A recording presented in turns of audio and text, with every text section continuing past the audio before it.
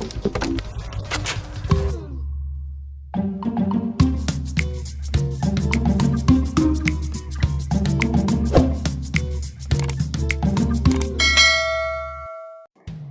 to the study, apple contains antioxidants, dietary fiber, it helps prevent several health conditions, it has a range of nutrients, and vitamins.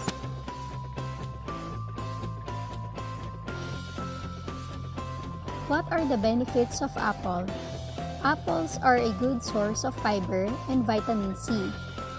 They also contain polyphenols, which may have numerous health benefits.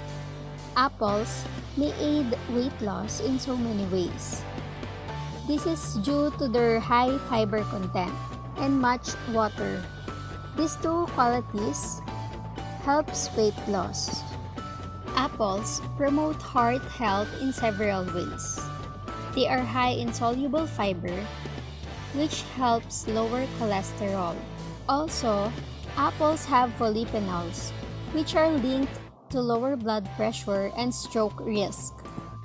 Eating apples is linked to a lower risk of type 2 diabetes.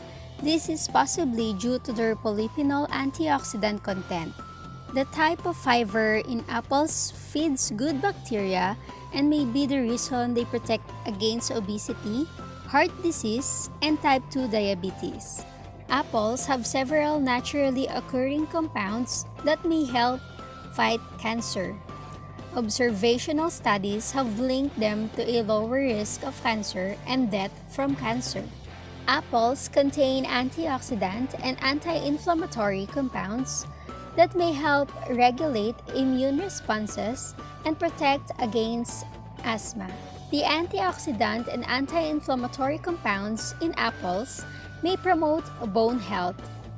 Eating fruit may help preserve bone mass as you age. Apples contain compounds that may help protect your stomach lining from injury due to painkillers. According to studies, apple juice may help prevent the decline of neurotransmitters that are involved in memory. Apples are crunchy fruits that provide humans with a lot of nutrients.